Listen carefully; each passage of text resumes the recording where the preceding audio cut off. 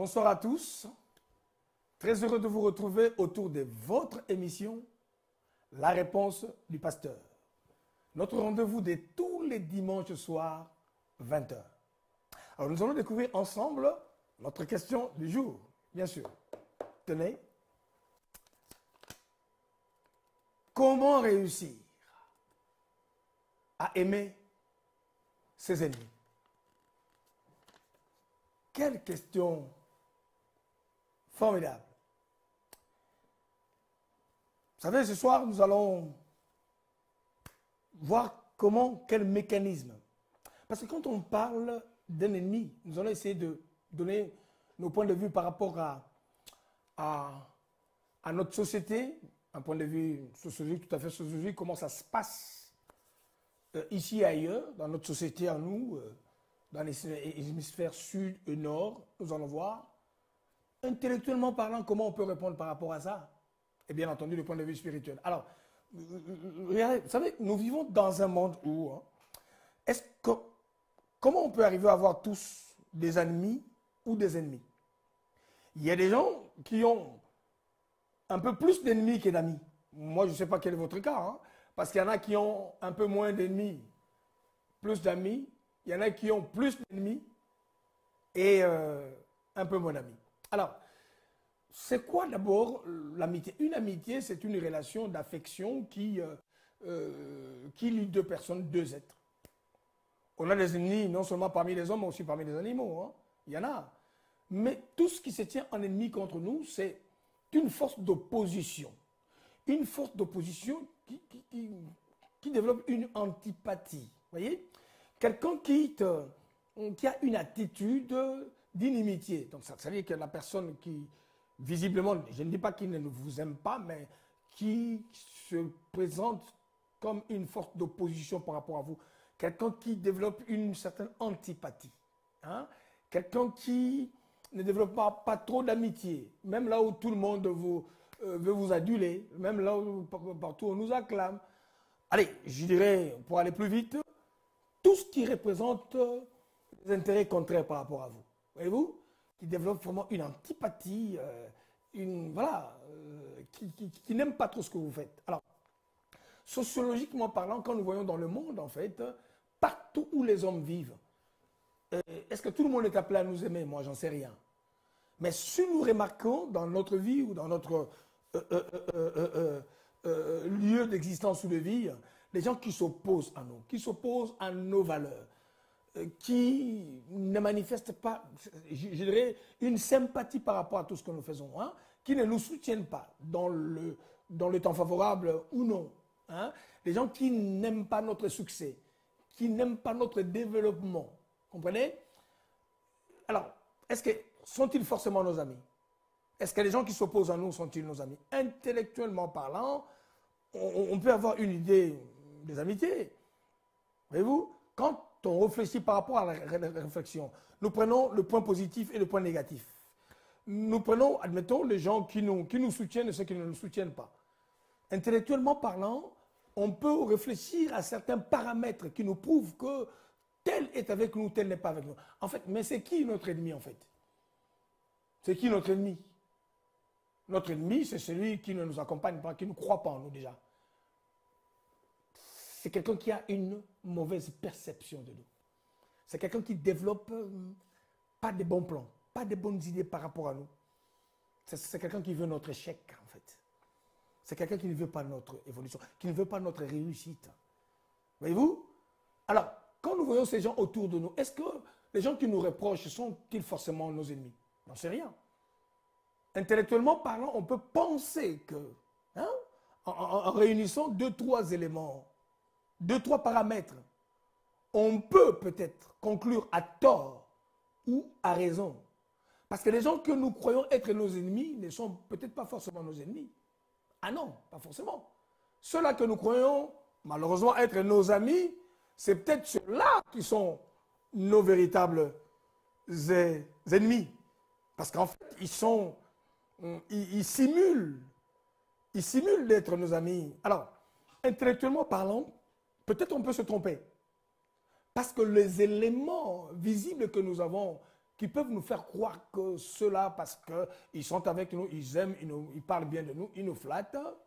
Ils peuvent être nos amis, mais pas forcément. Le corbeau et le renard, nous connaissons un peu cette fable-là qui nous disait qu'en fait, il s'approchait de lui à cause du fromage qu'il avait. Il y a des gens qui s'approchent de nous simplement à cause de ce que nous avons. Et nos amis, c'est des gens peut-être qui se rapprochent de nous, non pas à cause de ce que nous avons, mais à cause de ce que nous sommes. Ça, c'est des réflexions intellectuelles ou sociologiques, allez dire. Alors, dans la société actuelle où nous vivons, ou d'ailleurs, les amis, ce n'est pas forcément les gens qui s'approchent de nous pour nous vendre des histoires. Je vous dis par exemple, en Occident comme dans le Sud, et nous remarquons, on peut remarquer deux types d'amis, mais moi j'appelle des profiteurs, des gens qui sont à nos côtés justement pour pouvoir nous enfermer et nous faire du mal. Alors, comment peut-on vivre avec les gens qui nous aiment? Quelle est la force que nous pouvons avoir de vivre avec des gens qui sont en contradiction avec nous? Est-ce que quand nous sommes dans un couple, admettons, nous partageons la vie avec une femme et un homme, mais qui fait le contraire de ce que nous pensons?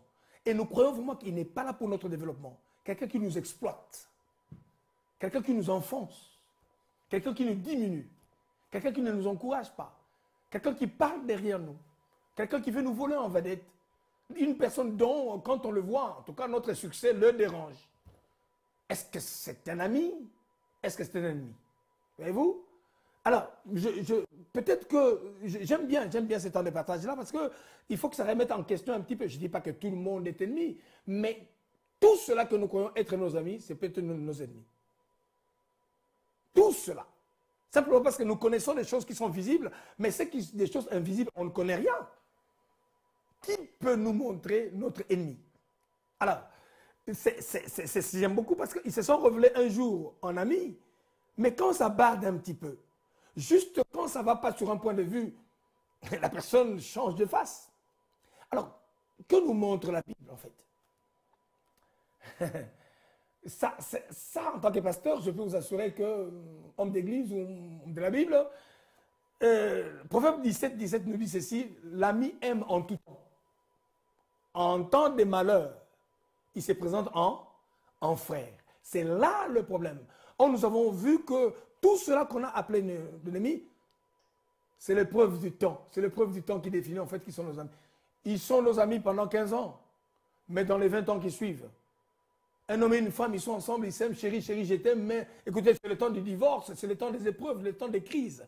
Non, je voudrais que nous, les vrais amis, nous les connaissons en période de crise. En période de difficulté, quand je n'ai plus ce que j'avais avant, quand mon éclat n'est plus là, quand ma réussite est en train de sombrer, quand mon bateau s'arrête, quand mon véhicule tombe en panne en cours de chemin. Ça peut être la maladie, j'ai perdu l'argent que j'avais, j'ai perdu l'éclat, j'ai perdu le succès que j'avais. C'est là où on connaît les vrais amis. Mais comment on peut vivre avec ses ennemis? En tout cas, vivre avec ses ennemis, ça relève de la providence. Comment on peut vivre? On peut vivre avec quelqu'un qui ne t'aime pas, avec un mari qui ne t'aime pas, avec une femme qui ne t'aime pas, avec quelqu'un qui te contredit toujours. Ça, je peux vous dire honnêtement, la Bible nous montre que c'est d'ailleurs ce qui est compliqué. N'aimez pas seulement vos amis, mais il faut aimer vos ennemis. Ça, c'est le plus grand exercice d'aimer ceux qui nous font du mal. Cette force-là, on en a besoin que de Dieu. Moi, je crois que les vrais amis ou le vrai amour n'est pas seulement, comme la Bible dit, d'aimer les gens qui nous font du bien. Mais si on commence à aimer ceux qui nous font du mal, si on commence à aimer ceux qui ne nous aiment pas, c'est là la découverte du véritable amour de Dieu. Je voudrais encourager quelqu'un, n'aimons pas seulement ceux-là qui nous font des éloges. Commençons à aimer les gens qui nous font mal, les gens qui ne nous aiment pas. C'est là la découverte du véritable amour. Nous aimons seulement ceux qui nous parlent bien. Est-ce que nous sommes prêts à entendre des choses que nos oreilles n'aiment pas entendre? Est-ce que nous sommes capables d'accepter les gens qui nous disent des choses que nous n'aimons pas entendre? Des choses qui nous descendent? Non, il n'y a que Dieu qui soit capable de nous donner la force d'aimer ceux-là qui ne nous aiment pas. Cette force-là, on ne peut la recevoir que de notre Dieu. Si quelqu'un a un doute concernant l'amour, pensez à la réponse du pasteur. Parce que quand on parle de l'amour, c'est l'amour agapé, l'amour filéo. Cet amour-là, c'est très, très complexe. Mais quand on parle de nos ennemis, c'est difficile, mais avec Dieu, c'est possible que nos ennemis, puisque nous les aimons, ils peuvent devenir, non pas nos amis, mais nos fanatiques. C'est possible avec le grand Dieu. Demeurez bénis. Merci. À très très bientôt.